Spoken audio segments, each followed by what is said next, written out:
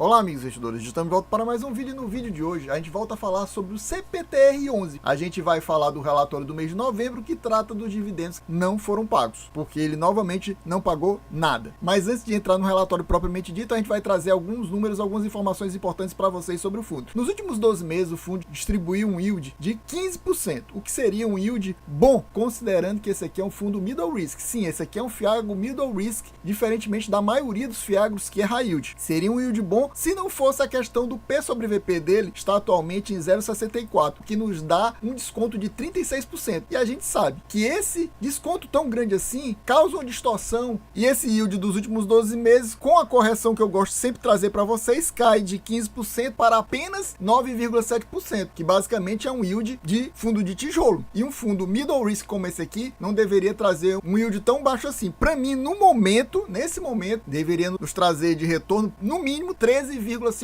ao ano e não 9,7%. Isso se deve a quê? Se deve exatamente a isso aqui que a gente já está vendo aqui no relatório. Nos últimos 3 meses, ele não pagou nada, pagou zero. Referente a setembro e outubro não pagou nada, referente a dezembro e novembro não pagou nada, referente a novembro e dezembro não pagou nada. E a gente ainda não sabe, porque o fundo não nos trouxe, se ele vai ou não vai pagar nesse mês agora de janeiro. Eis a grande questão que eu vou trazer para vocês, o que eu acho daqui a pouquinho. Começamos aqui pelos highlights, ou seja, os destaques do fundo. No mês de novembro, o valor de mercado do fundo terminou em 269 milhões, mas esse é o de mercado, não patrimonial. O patrimonial ultrapassa a barreira dos 300 milhões. Para quem prestou atenção, estava lá na primeira página. Ele tem um valor patrimonial de quase 400 milhões, mas como está descontado por causa do valor da cota de mercado, ele está 270 milhões. Isso no final do mês de novembro, mas eu trouxe números para vocês atualizados do final do mês de dezembro. Então se liga, por isso que o desconto está até maior no momento. O valor de mercado no final do mês de novembro era R$ 6,52. Atualmente está mais barato do que isso. O valor da cota patrimonial no final do mês de novembro era R$ 9,53. Atualmente está praticamente isso aí também. O que mudou mesmo foi o valor da cota de mercado, que caiu mais ainda no mês de dezembro e deu um desconto maior ainda. Dividendos a gente já falou que foi zero. Nos últimos 3 meses zero. A gente não sabe quanto é que vai ser agora anunciado em janeiro. Isso a gente vai discutir daqui a pouquinho quando eu mostrar a DRE do fundo para vocês. O número de cotistas atualmente é quase 29 mil. É pouco. Os fiagros que são mais relevantes na nossa bolsa, por exemplo, o Vigia tem 170 mil cotistas, o XPCA tem mais de 100 mil cotistas, o RZAG tem cerca de 80 mil cotistas. Então, vários fiagros têm uma quantidade de cotistas muito mais alta que o CPTR11. Na realidade, antes dele ter o problema da AgroGalaxy, ele já não tinha uma quantidade de cotistas muito grande, era cerca de 32 mil e caiu agora para praticamente 29 mil, perdeu uns 3 mil cotistas depois da bomba, digamos assim, da AgroGalaxy, que foi detonada mais ou menos na metade do mês de setembro. O fundo conta atualmente com 52 ativos, sendo 39 tomadores de recurso, nada mais nada menos que os devedores, com outro nome aqui. O fundo conta atualmente com a carteira dividida em 69% da carteira CDI mais 4,1%, para mim taxa middle risk, e como é a maior parte da carteira, por isso que eu considero ele um fundo middle risk atualmente, e 25% da carteira IPCA mais 9,6%, que eu considero também uma taxa middle risk. É como eu falei, por isso que eu considero ele um fundo middle risk. Na combinação das duas coisas, duas taxas middle risk, ele é middle risk. E ele conta com 0% de exposição direta ao produtor rural, que ele considera muito importante. Isso eu já vi isso eles falarem em live, que eles não gostam de se expor ao produtor rural, que eles consideram mais arriscado. Tem alguns fiagros aí, por exemplo, citar o AGRX11, que tem uma exposição bem alta ao produtor rural. Eu acho que é mais de 50% da carteira lá é exposição direta ao produtor rural. Agora eu gostaria de perguntar para você: você possui o CPTR11 na sua carteira? Tá pensando em colocar ele na sua carteira ou até aumentar a sua posição para reduzir o seu PM, aproveitando que ele tá com esse ultra desconto? Ou ao contrário disso, você tá pé da vida porque tá com 3 meses que ele não anuncia dividendo, a gente não sabe se ele vai anunciar esse mês ainda. Daqui a pouquinho eu vou dar a minha opinião para vocês. E meu amigo, se você quer ficar bem informado, seja sobre fiagro, FIINFRA e fundo imobiliário, inscreva agora, não perca mais seu tempo, já se inscreve, já larga aquele likezão muito importante, porque esse vídeo aqui ficou com a corda no pescoço, quase que não tinha vídeo. Agora precisamos de like, precisamos de comentário aqui, e se você ainda não é membro do canal, já vai aparecer aí nesse vídeo o botão seja membro você também, para ajudar, no caso, na minha motivação pessoal para manter vídeos, porque a gente precisa. A minha meta principal é pelo menos 1% dos inscritos se tornarem membros aqui do canal. É muito pouco, 1%, basta cada 100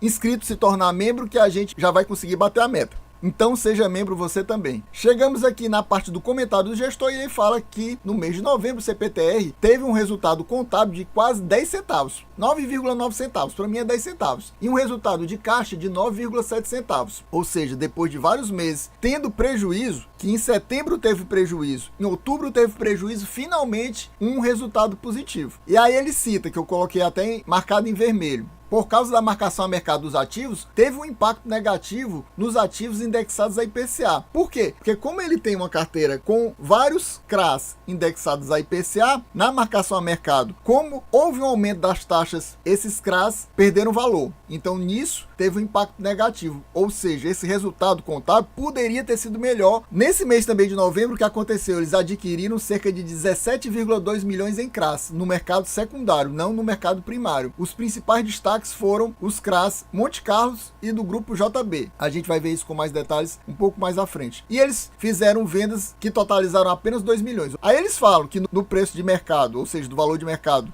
de fechamento do mês de novembro, o valor da cota estava 6,52, o que trazia um desconto de 32%. Atualmente, como eu falei para vocês, está 36%, ou seja, aumentou ainda mais o desconto em 4% a mais. Em relação a esses comentários do gestor sobre os casos que estão com problema no fundo, principalmente esses dois, porque esse aqui não está, pelo menos por enquanto. No caso da Patente da AgroGalaxy, nenhuma novidade, basicamente é isso. Apesar dele dizer alguma coisa que aconteceu, mas não chegou a acordo nenhum, nem com Patente, nem com a AgroGalaxy. Então, basicamente, nada de importante aconteceu em relação a esses dois casos, que são os que trouxeram resultado contábil negativo, ou seja, prejuízo nos meses de setembro e outubro, e fizeram o fundo não distribuir nesses últimos 3 meses. Chegamos aqui na DRE do fundo e a partir dessa DRE que eu vou dar a minha opinião se eu considero que o fundo vai ou não vai distribuir proventos nesse mês de janeiro, agora referente ao mês de dezembro. Então vamos lá, aqui tem uma DRE que mostra os últimos 6 meses, que para mim é o mínimo ideal para a gente acompanhar uma DRE. Para mim, essa é a melhor DRE dos FIAGROS, para começo de história. A gestora pode não ser muito boa, muita gente não gosta da Capitânia, mas em termos de DRE eles estão de parabéns. É a melhor DRE de todas dos FIAGROS, até porque mostra 6 meses. Isso nos dá uma noção muito melhor. A gente vê que em termos de receita,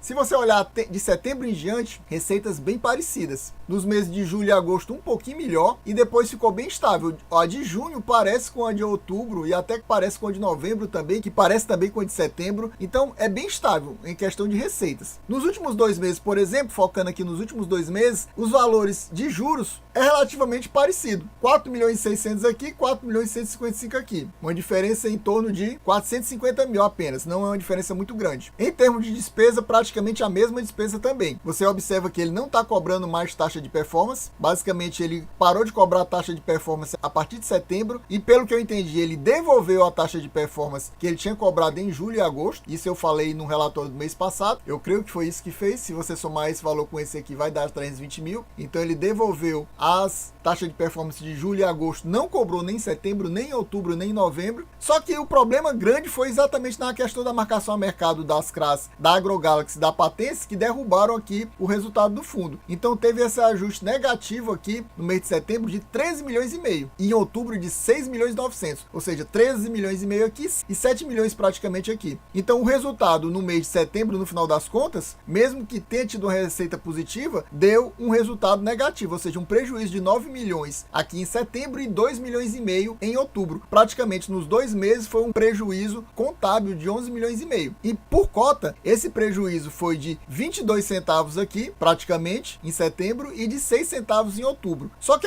se a gente olhar para o mês anterior, ele tinha uma reserva acumulada de 5 centavos. Por causa dessa reserva, no final das contas, o resultado acumulado por cota foi de apenas 17 centavos, mas é um senhor prejuízo, que é quase 7 milhões aqui em termos de valores sem ser por cota. Como ele teve um prejuízo também no mês de outubro, esse valor aqui se somou a esse, totalizando cerca de 23 centavos por cota e cerca de 9 milhões e meio no valor total. Só que agora no mês de novembro, em vez dele ter tido prejuízo, a gente já viu que ele teve um lucro de praticamente, um lucro contábil de praticamente 10 centavos por cota. O que, subtraindo desse valor total, que era praticamente 23 centavos por cota, nos traz um resultado de 13 centavos de prejuízo por cota. E a partir daí que eu digo que para mim, ele não vai pagar nada de novo em janeiro, referente a dezembro. Por quê? Porque ele está com 13 centavos de prejuízo, ele ainda precisa cobrir esses 13 centavos de prejuízo. Digamos que ele dê 10 centavos de novo, ele vai usar os 10 centavos centavos de resultado contábil para cobrir esse prejuízo e ainda vai ficar com 3 centavos de prejuízo. Digamos que seja 11 centavos de lucro contábil. Ele paga 11 daqui e vai ficar devendo ainda 2 centavos. Ou seja, em resumo, para mim, ele nem vai pagar nada em janeiro e ele ainda vai ficar com uma dívidazinha aí de entre 2 a 3 centavos para o mês de fevereiro. Ou seja, em fevereiro, referente a janeiro, ele deve voltar a pagar. E aí vai depender de quanto foi o lucro no mês de dezembro para a gente ver quanto a menos ele vai pagar. A gente está vendo que normalmente, ó, se você olhasse antes desse problema da AgroGalaxy, ele pagava aqui 10 centavos, 12 centavos, 11 centavos. Aqui na média é mais ou menos 11 centavos, ele não vai pagar 11 centavos porque tá com o problema da patente, tá com o problema da AgroGalaxy. Ele não vai pagar isso, mas também não vai pagar muito a menos do que isso. Ele deve pagar na faixa de uns 10 centavos, até por causa da questão da alta da Selic que teve no mês de dezembro, deve ter uma no mês de janeiro. Então ele deve pagar assim uns 10 centavos a 10 centavos e meio. Só que em fevereiro, como ainda tem essa diferençazinha que eu creio que ele vai estar devendo, então ele deve pagar em torno de uns 6 a 7 centavos no mês de fevereiro, referente a janeiro. Aí em março, referente a fevereiro, aí sim deve normalizar essa questão toda do prejuízo contábil e ele voltar a pagar nessa faixa de entre 10 centavos e 11 centavos, mas só a partir de março, referente a fevereiro. Então se liga nesse detalhe. Chegamos aqui na alocação do fundo, só relembrando isso aqui, porque fazia tempo que a gente não trazia. O fundo possui atualmente, por tipo de ativo, 82% do patrimônio investido em CRAs, ou seja, ele é um fundo majoritariamente investido em CRAs, mas ele tem cerca de 6% investido em FIDICs, 4% em FIDIC sem ser FIAGRO, 2% em FIDIC FIAGRO, mais 2% em FIAGROS e mais 6% em CRI. Mas, basicamente, ele é um fundo que investe em CRAs. Atualmente, a gente já viu essa questão em termos de indexador, o principal indexador é CDI, é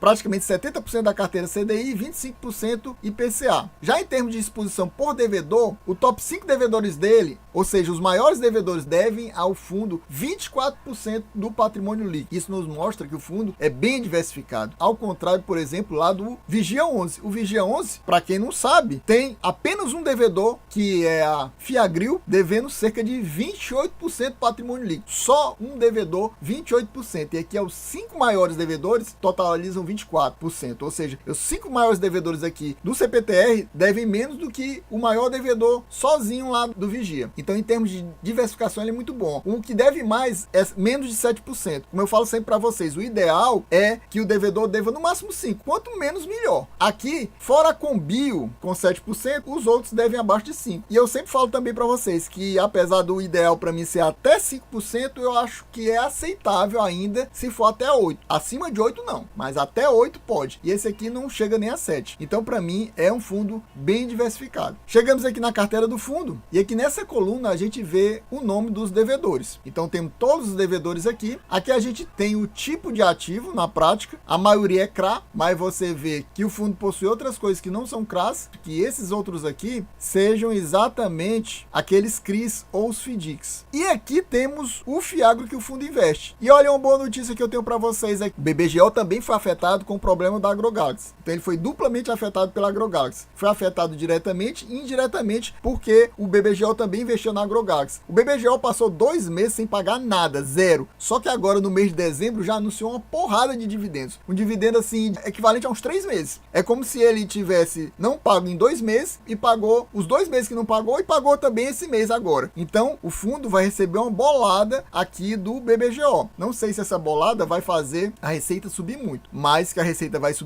subir por causa do rendimento aqui do BBGO, que vai ser bem grande. Pena que a gente não sabe quantas cotas tem, né? A gente só sabe o valor investido. Possui cerca de 7 milhões investido aqui no BBGO atualmente. Nessa coluna a gente vê o valor devido por cada um dos devedores. Aqui a gente vê o valor do patrimônio líquido investido. Aqui a gente vê o rate. Você vê que a maioria é sem rate, mas tem alguns com rate. Só que a maioria é rate ruim, porque BBB+ é ruim, BBB- é ruim também. Ó, de novo.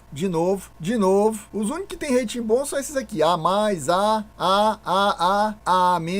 E os ratings bons normalmente são AAA, AA. E aqui o melhor de todos é esse aqui, AA-, que é um rating ainda mais ou menos só. Aqui a gente vê o indexador. A gente vê que a maioria do fundo realmente, como a gente já sabia, é indexada a CDI. E aqui a gente vê a taxa de mercado, que é a que o fundo considera como a importante. IPCA mais 9,35, IPCA mais 11,4, IPCA mais 9,7, CDI mais 5,51 e assim por diante. Aqui a gente vê a lista dos últimos devedores, aqui o tipo de ativo, aqui são aqueles ativos que a gente não sabe exatamente o que são, mas aqui está uma combinação de CRI e de FDIC, que a gente vê o caixa do fundo, que é praticamente 17 milhões, ainda 4,3% do patrimônio líquido em caixa, os valores investidos, os percentuais investidos, os ratings, o indexador e o valor das taxas, totalizando cerca de 394 milhões e meio, 100% do patrimônio líquido, isso a valor de mercado. E para fechar esse vídeo, a gente traz para vocês as movimentações da carteira do fundo no mês de novembro, que foram várias compras. Ele destacou apenas compras de 2 CRAs, foram esse do Monte Carlo, total de praticamente 7 milhões e um pouquinho, 7 milhões e meio, e também um grupo JB, 5 milhões. Mas ele também fez essas outras transações aqui. Aqui a gente vê o indexador, aqui a gente vê o nome do devedor, e a gente vê que foi tudo compra de CRA, totalizando cerca de 17 milhões nessa soma total. E em relação às vendas, ele teve essas vendas desses CRAs por esses valores que totalizam cerca de 2 milhões. Pessoal, então a gente vai ficando por aqui, espero que vocês tenham gostado. Quem gostou já sabe, se não for inscrito, se inscreva agora. Quem puder, já ativa o Seja Membro, que é muito importante para manter esse conteúdo aqui para vocês. Seja Membro, pacote mais baratinho, tá apenas R$5, mais barato que uma Coca-Cola. Não deixe de ser membro por apenas R$5. Dê seu comentário, ative o sininho, deixe o seu like, porque a gente precisa de like para fazer o YouTube distribuir esse conteúdo para mais pessoas e a gente conseguir bater a meta para trazer novamente a leitura do relatório do próximo mês. É isso aí, valeu, até a próxima e fui!